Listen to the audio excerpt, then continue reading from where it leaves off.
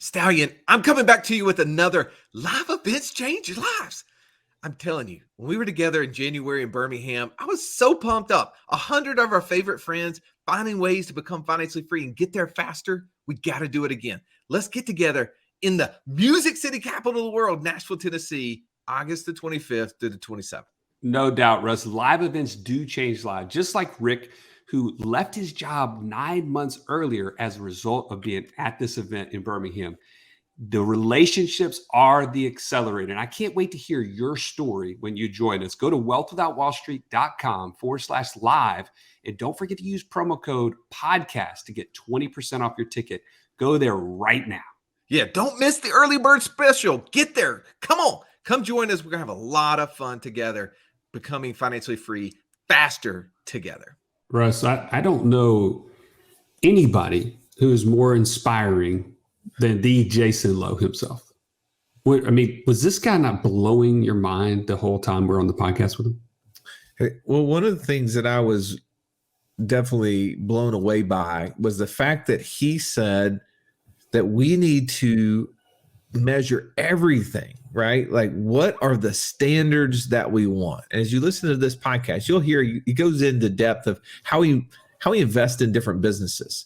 But one of the things, the key takeaway for me, Stallion, I think it applies to the person listening right now about, do you have a standard of what you want?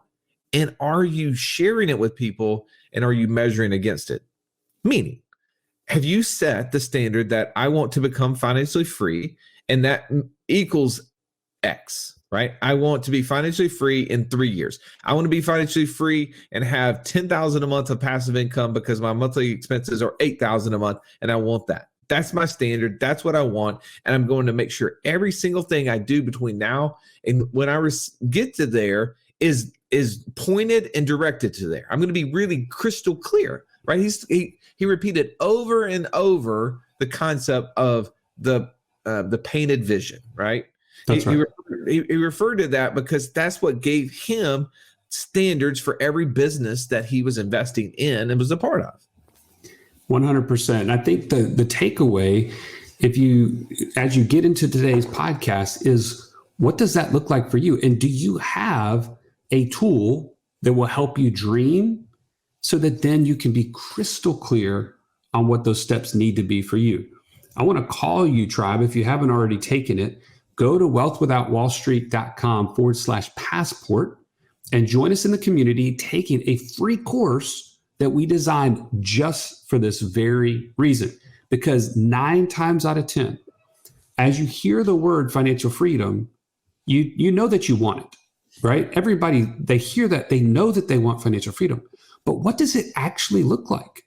If it's not clear to you, then it's not going to be something you can hold yourself accountable to. You can't build standards around something that's not clear. And I want you to take that, invest in yourself right now. Go to wealthwithoutwallstreet.com/passport and build that for your own family and your own sake. And if you're the 1 out of 10 who doesn't want financial freedom, just move on to another show. All right. This is going to be a great interview. It's a great friend of ours, somebody that is been doing business, infinite banking, creating passive income at a really high level. There's so many takeaways. I don't want to take any more away from our good friend, Jayson Lowe. Let's jump in right now.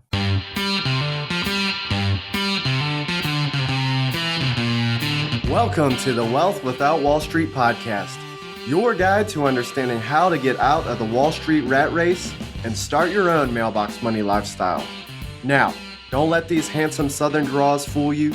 These financial minds are teaching our country to enhance savings, increase cash flow, and create passive income, all without the help of Wall Street. Are you ready to break through? Now here are your hosts, Russ Morgan and Joey Murray. Wealth Without Wall Street tribe, I am so pleased to be able to share with you our Canadian brother from another mother, Mr. Jayson Lowe on the show. Jayson, so glad to have you, man. Oh, it's great to be with you. Thank you for having me. Yeah. In the U.S., it's Wealth Without Wall Street. In Canada, it's Wealth Without Bay Street.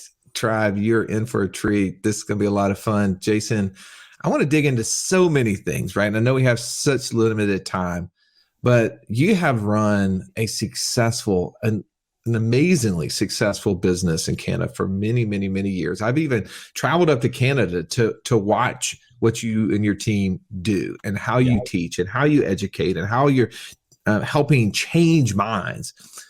And along the way, though, you got to a point where you decided that you also needed to start focusing on building alternative streams of income. I'm really interested as to what was that impetus to making you do that. Wow. For me, it was really just more about the passion of what I've done is help other businesses grow from startup to sustainable to being durable. And I recognized that that was a pattern that I really, really enjoy, that fascinates me and brings me a lot of energy. And there were other areas of business that I was quite excited about. And I just wanted to help other entrepreneurs who were already active in those lines of business and help them be more successful. And that gave birth to other streams of income, which has blossomed into the Lowe family group of companies. There are 12 businesses in the group of companies now. And people immediately go to, oh my goodness, how do you have the time? Well, I'm not investing all of my time, talent, or energy in these businesses. I am taking an ownership interest and helping these businesses along, the entrepreneurs that are active day to day in these companies, so that I have more freedom of time. That's the reason. The money is not the motivator. It isn't. I can express to the both of you, you both know me well enough. I can tell you, having earned millions of dollars and millions of dollars, not one penny of it contributed to my degree of happiness. Where I get the fulfillment is, for me personally, in generating these other streams of income, is taking something that I see that has so much potential, but the people that are currently operating it don't have the capability yet to take that business to its degree of potential. And so I get involved actively with money and some of my time.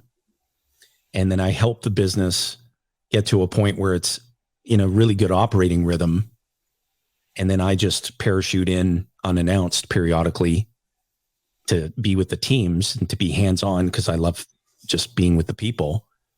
But I meet regularly with the leaders of those businesses, and I do my very best to coach them on what my best demonstrated practices are, the ones that I know that work extremely well in the areas of sales, marketing, operations, leading a team through different phases of growth in a business. And it's all from firsthand experience.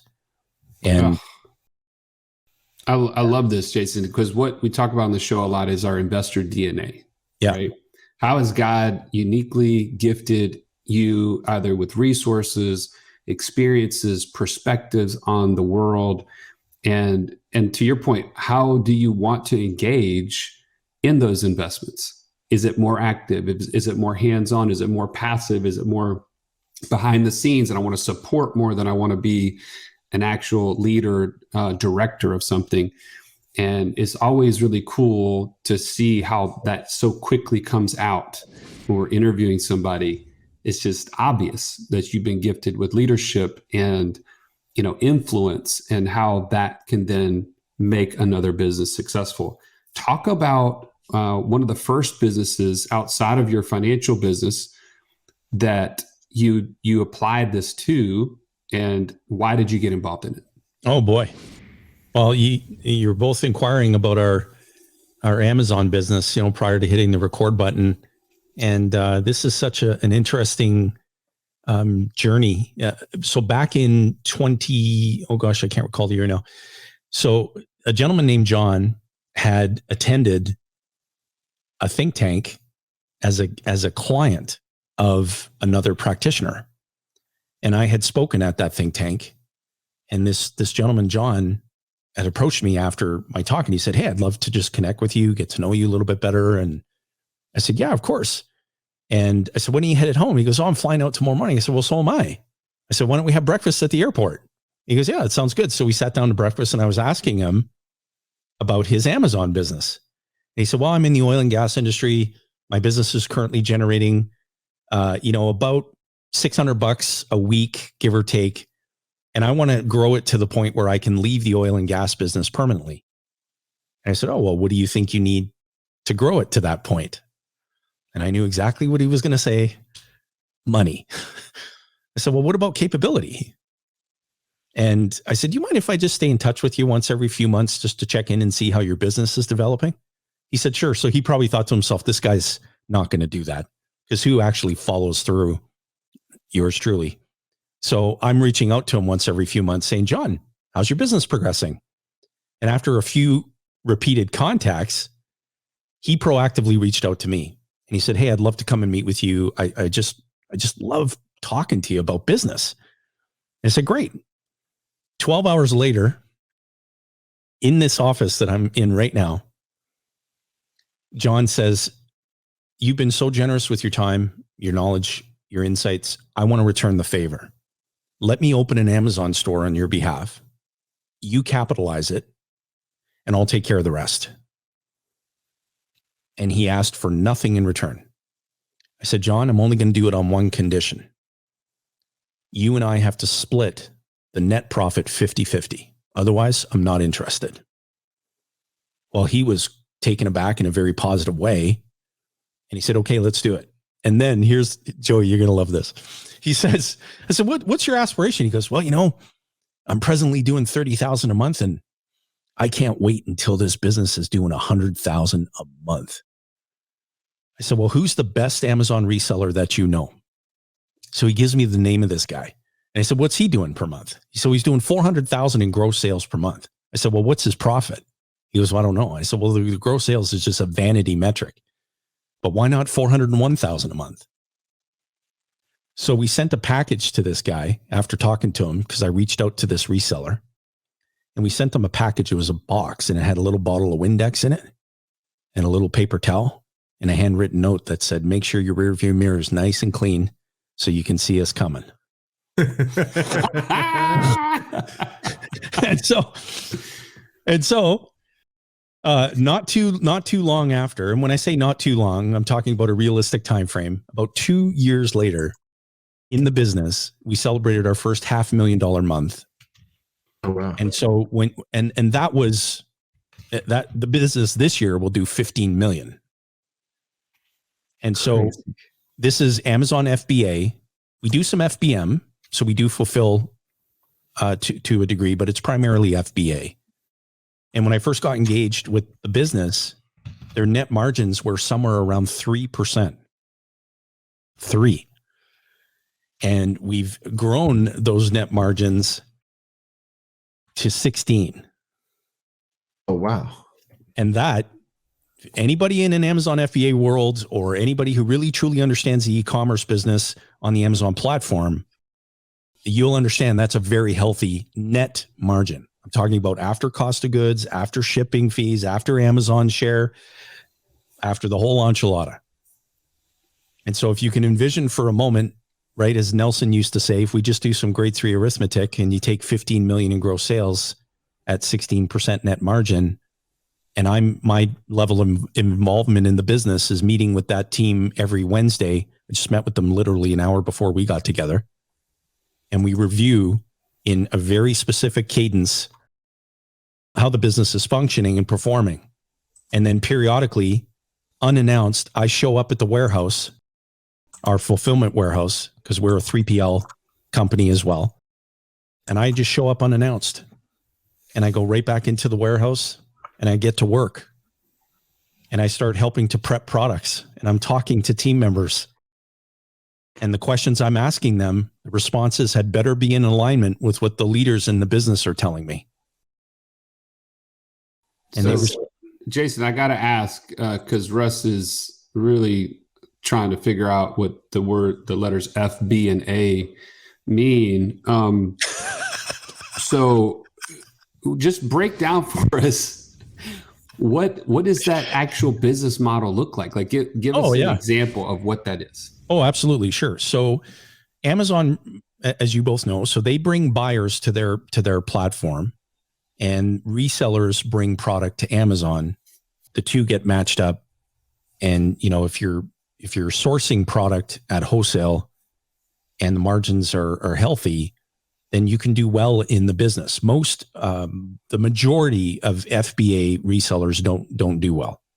They talk a lot about how good their gross revenue is, but when you start asking them questions around what are your profit targets and what are you actually achieving, sometimes you get a look like nobody's asked me that before, and perhaps I'm not even really paying attention to it. And you open accounts at wholesalers where you can resource products that are selling really well on the Amazon platform. And there's a variety of methods of determining what are consumers purchasing a lot of and at what price and frequency are they buying it. And you can resource those products. You can list them on Amazon. The better your business performs, the greater degree of storage limits Amazon provides to you, because there's only so much square footage in their distribution centers. They have a whole system of how they allocate portions of those spaces to resellers.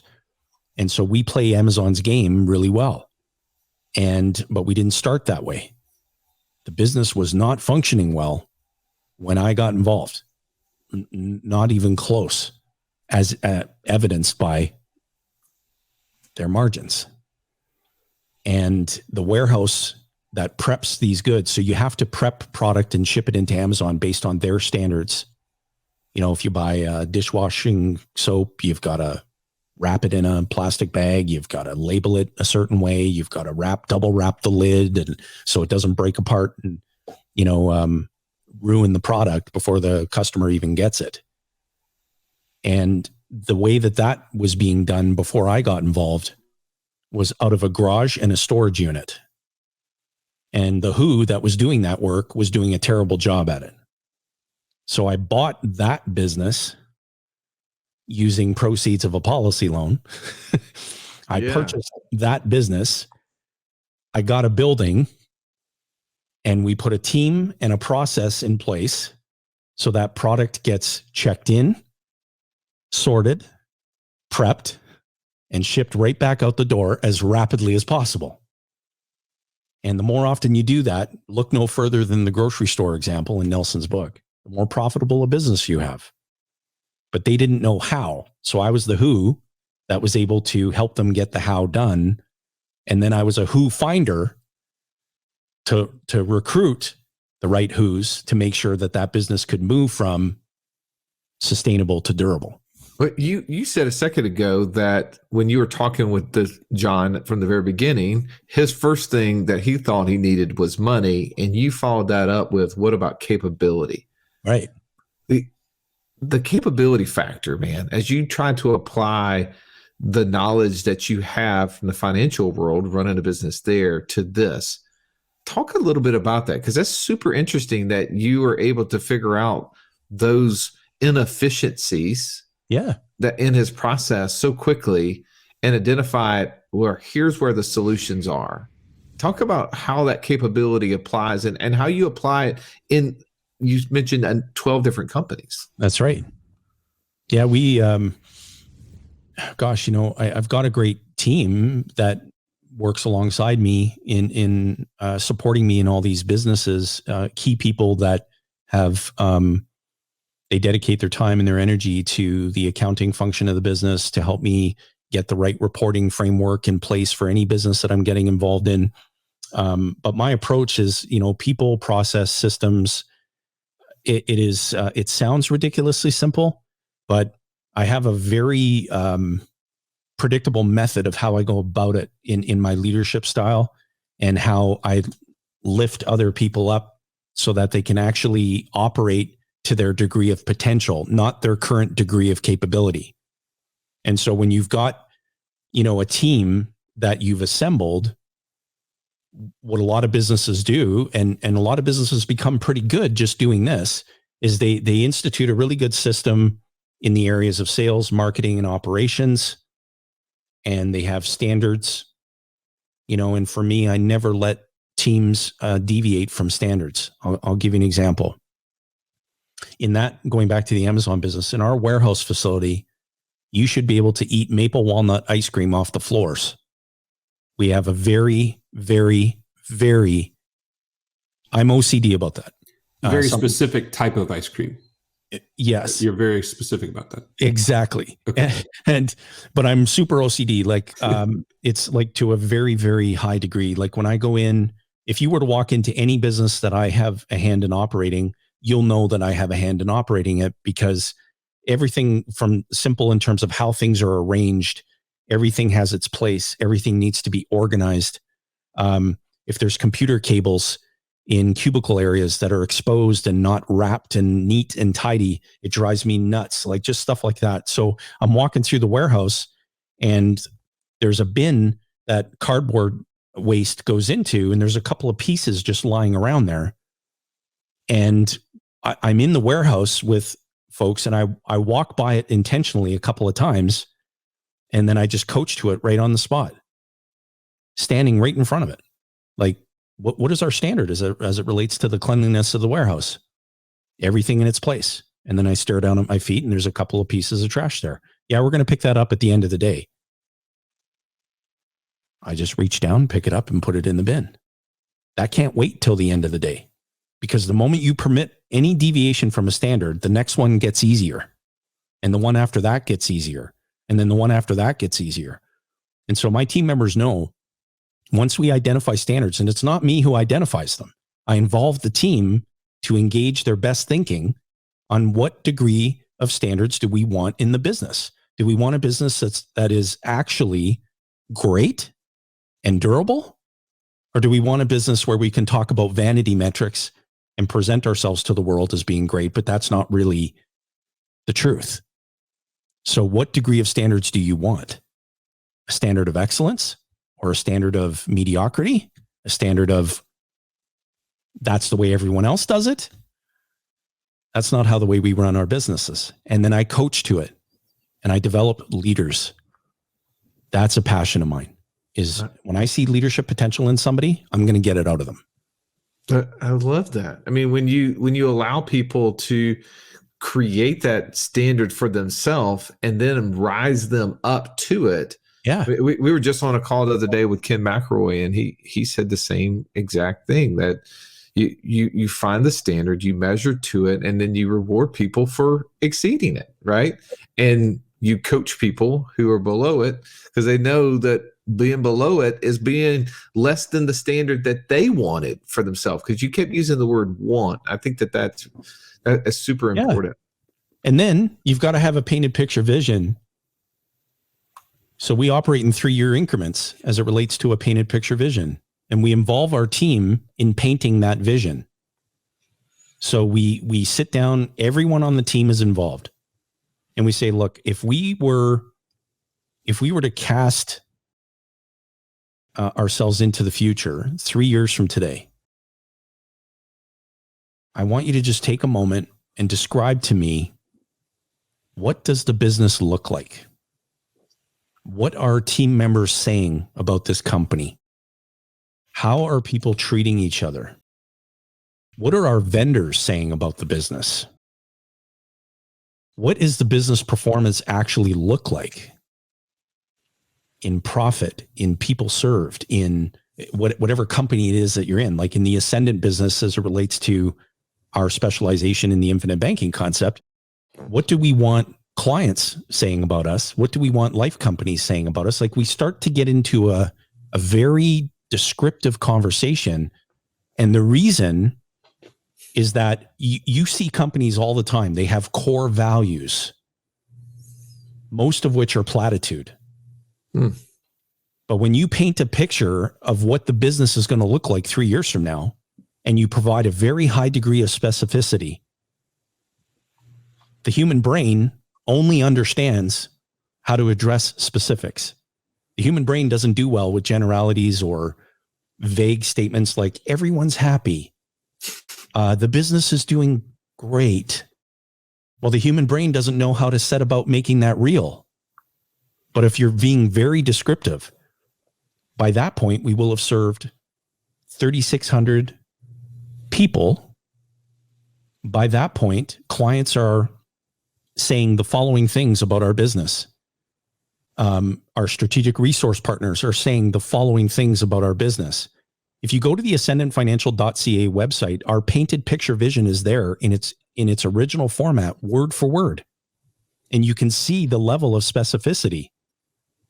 And then the team knows what they need to go and make real, because they were the ones that took a blank canvas, a paintbrush, and said, I had a hand in painting this vision. So they get more bought in to building a future for the business that's bigger than the business's past. And that's what you should always be doing. And then you get to decide what to bring into that bigger future from the past and what to leave behind. That includes relationships, products, services, whatever that may be. If you've listened to our show for any length of time, you've heard us talk about infinite banking and how we were able to use that concept to create over $50,000 a month in passive income. But it's just not that easy to figure out, how does this all connect into my own personal system? Stallion, that's why we created the passive income operating system, bro. It shows you how to turn active income into passive income. It makes all the steps come together. If you would like to get access to it as a podcast listener, we've never given this away in public before. Go to wealthwithoutwallstreet.com/PIOS. There was nothing worse than walking into class when you're in school and the teacher saying, pop quiz day. Why? Because you were unprepared. Are you unprepared, though, for financial freedom?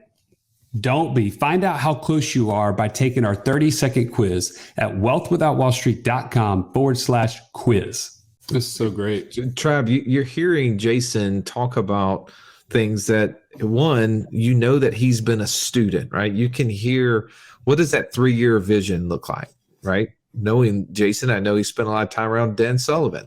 Absolutely. I can hear that. What is that painted vision, right? Cameron Harold, like you hear him being a student, but then putting these things into practice. As you hear these things, every time you listen to this podcast, I don't want you just to get information. I want you to take action. And Jayson, you're just such a great example of that, being a great student, but then taking great action. I do want to change the conversation just a tad, because I do want to make sure you mentioned that you had invested in 12 different businesses. That's right. And I want to talk a little bit about that, because, you know, as an amazing business owner, helping build people up, right? Being a leader, yep. You also have found a very specific criteria in which you invest in things. And I would love for those who are listening to maybe glean just a few of those things from you, of how you decided to pick the different businesses that you invested in. So you don't have to go through all 12, but let's talk about a couple of things that you required in order to make an investment. What were some of those things for you? And maybe we can get into a case study within one of those. Oh, wow. Yeah, that's honestly a really awesome question. So for me, it always begins with the people. So I've got to meet the who's.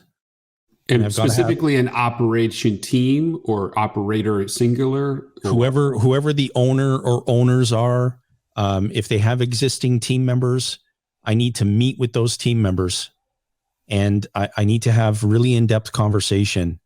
And I can get a pretty good sense as an operator. If there's a physical location, then I can get a really good sense in about the first 30 seconds whether or not they're skilled operators. And I look no further than kind of reflecting on my own standards.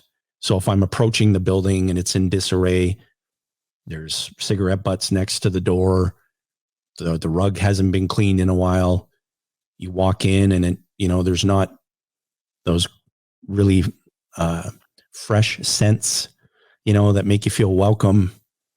I immediately start to think, how you do anything is how you do everything. And so I'm going to start looking now at the financials of the business, and I'm going to find the cigarette butts on the floor, the dirty carpet. I'm going to find that in the finances.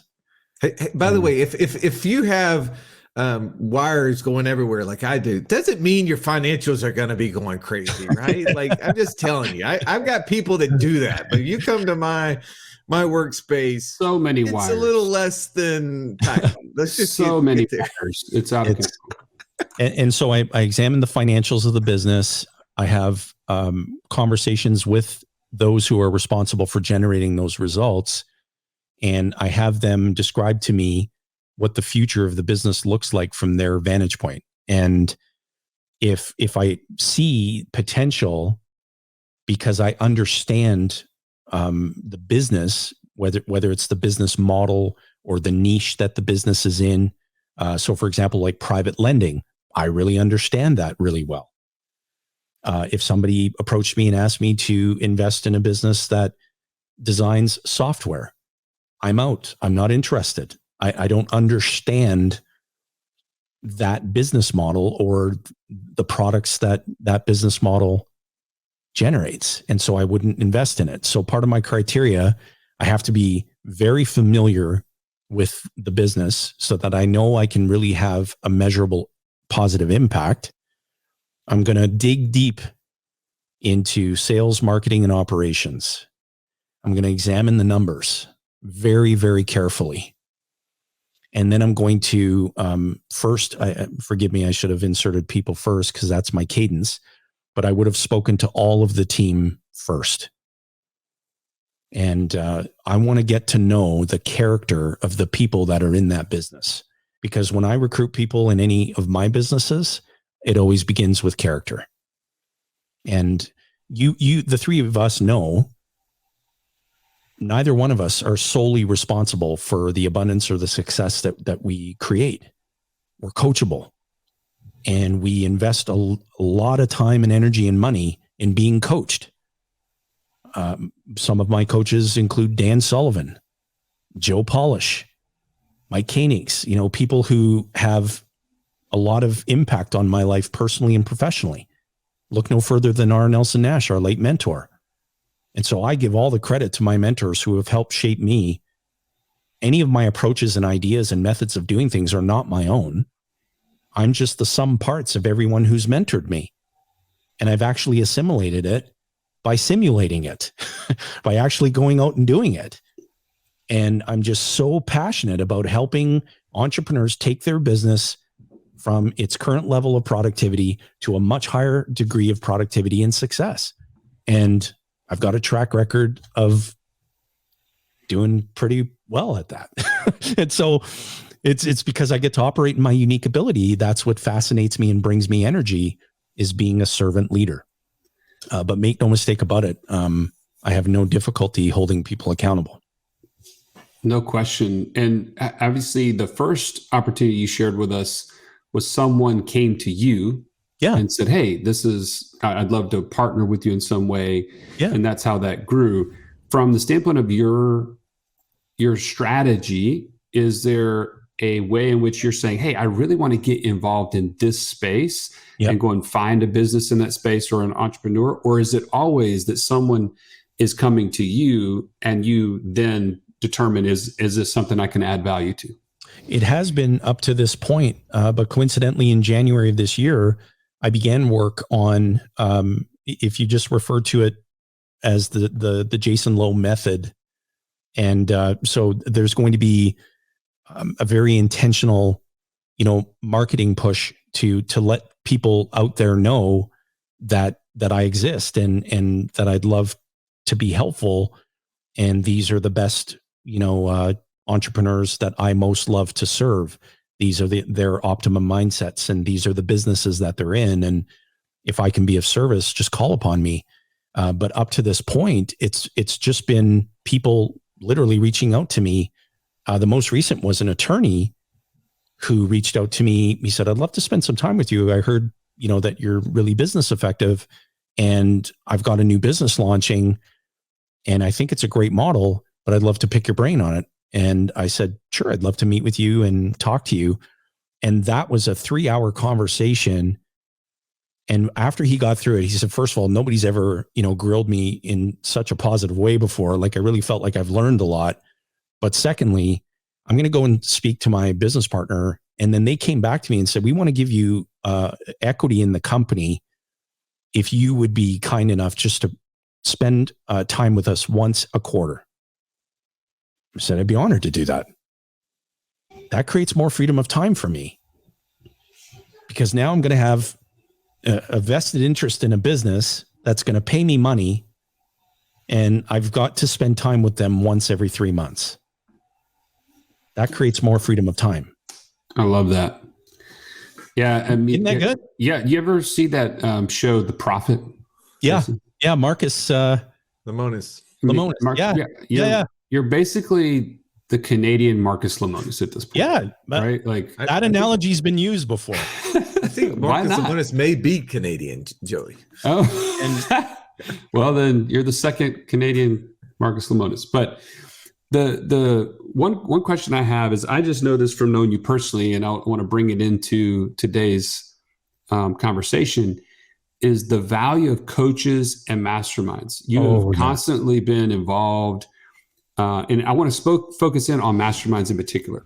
What is it that someone gains by being a part of a mastermind from your perspective? Wow. You truly develop a mastermind. That's if that's really what you desire, because the people who are in the room all have a different degree of experience as it relates to the opportunity that you're pursuing, the problem you're trying to solve. And so you gain insight from people who actually want to help you by actually helping you. And so being a part of a mastermind, I think, is such an amazing experience. I know the both of you operate a mastermind group. I invest a significant amount of money each and every year to be coached, whether it's Dan Sullivan's Free Zone group, which is $50,000 US a year, whether it's Justin Donald's Lifestyle Investor Mastermind group at $50,000 a year, whether it's Joe Polish's Genius Network at $25,000 a year, individual coaches that I bring in to help me with very specific things that I pay them a coaching fee to do. You know, I'm investing several $100,000 a year.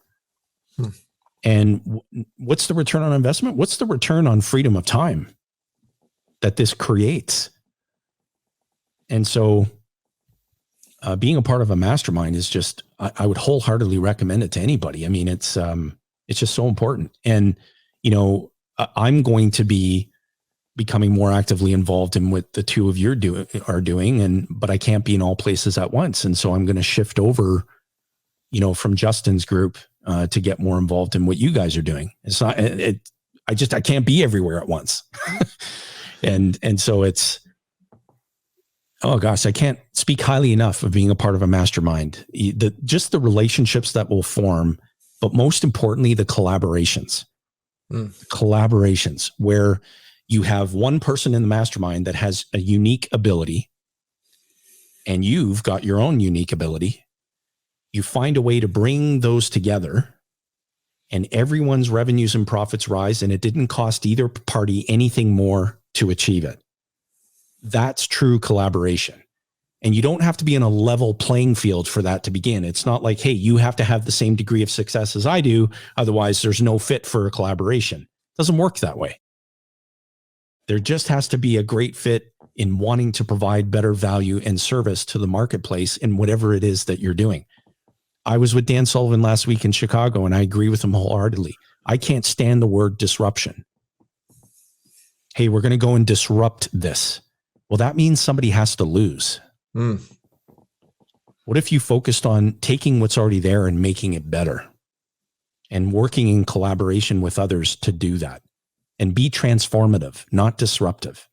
It feels so much better to be transformative than it'll ever feel to be disruptive. I certainly would. I never want to collaborate with a disruptor, because sooner or later, it's going to come back and bite you right in the ass. Yes, it will. Well, Tribe, you've heard Joey and I talk about many of the things that Jayson said, just not nearly as eloquently. Like when you talked about, hey, going out and creating the Jayson Lowe method, telling the world, this is how I see business, this is how I invest in businesses. if you're interested in that, come to me. Well, we say that all the time. You have to speak it. When you're talking to somebody, if you truly want to be a real estate investor, a land flipper, an Amazon reseller, whatever it is, whatever you want to do, you better be talking about that to people. You're no longer an engineer. You're no longer an attorney. You're no longer a lawyer. You're no longer a dentist. That's what you are. That's who you are. You need to be speaking that, because that will happen. Your mind will work in that way if you will take the time to focus on it. Jayson, you just kind of brought all of these amazing things together. And yes, I agree with you that knowledge is not power. It's access to people is power. And when you're in collaboration, when you're in masterminds, when you're in coaching, you're getting access to the people, which provide the power that then you can empower those people around you and in the businesses you're investing in. Man, I'd love to forward people to you and be able to connect with you, because they need to be following you no matter where they are in the world. They need to be following what you're talking about, because this is fascinating to us. We're so excited and proud to be friends of yours. Please share with them. If somebody wanted to connect with you, where would they go? Yeah, if folks wanted to just head on over to learnwithjay.com. It's displayed right on the screen for you. Again, that's learnwithjay.com. That's in the area of becoming your own banker, the infinite banking concept, which is an area that we specialized in here the past 15 years. And so I'd love to hear from you. I'm also on all of the Facebooks, the Tweeters, the YouTubes, the Instagrammies. So feel free, whatever it is that the TikTokers, just go on and, connect with me. Let me know who you are and what's exciting you and what you're thinking about. And I always love to make a couple of good book recommendations too, to folks that I think will really help you and hopefully serve as a really good source of inspiration. The first book is Who Not How. And that book was co-authored by Dr. Ben Hardy and Dan Sullivan. And I think any entrepreneur who's watching or listening, anytime you get inspired by a great idea, your brain immediately goes to, how am I going to get that done? This is going to help you rethink your thinking to, rather than think about how I'm going to get it done, which leads to procrastination, shift your focus to who. Who possesses the unique capabilities to help me get the hows done? So then you're being a who finder, not a how completer. And the second book would be Willing to Fail. That was written by Brian Scudamore, who founded 1-800-GOT-JUNK. And now he leads O2E Brands. He inspired me around the painted picture vision. Can I share this real quick, guys? Yeah, please. I read this book, Willing to Fail. I was on an airplane on a flight to New York. This was in July of 2019. And I put down the book. I leaned over to my wife, Rebecca, and I said, I'm going to meet Brian someday. Not sure how. I know I'm going to meet him someday. Well, Dan Sullivan, a few weeks after I returned from New York, he said, hey, the Genius Network annual event's coming up in November. I think you would get a lot of value from it. I'm formally extending an invite to you to come to this event. I said, I would be honored to attend. Guess who was speaking at that event? Brian. And so we got together over coffee during one of the breaks, and I had to give him credit for, first of all, doing such a great job writing the book, but really inspiring me around his philosophy of the painted picture vision and using a real case study of how he integrated that into 1-800-GOT-JUNK and what the effect of it was. And we immediately created our first painted picture vision. We achieved it. And we're on to painted picture vision number 2. And now any business that I directly get involved in, the painted picture vision process is a non-negotiable element of what we do. And so all the credit to Brian, and of course, Cameron, who spent many years with Brian, but all the credit to those wonderful people, not to mention Joe Polish, who's one of the nicest human beings on planet Earth and one of the best connectors I've ever met. I owe so much gratitude to all of those people. And so get your hands on those books and read them. You'll be glad you did. Man, thank you for coming on, bro. It's so good to be with you. And thank you for listening to this episode, right? This is one of those that is maybe a little bit different than our typical podcast, but you can see why it was so important for us to have Jayson come on, because there's so much importance in thinking through what our unique ability is, having vision, being able to cast that vision, being able to connect with people and collaborate with people, and realizing that we're not dividing a pie here. We're creating new pies. We're creating opportunities for everybody. I love that abundance mindset. Thank you for listening. Have an amazing day. This has been the Wealth Without Wall Street podcast. Don't forget to subscribe to the show to break free of the Wall Street mindset and begin building wealth on your own terms in places you understand so that your wealth will never run dry. See you next episode.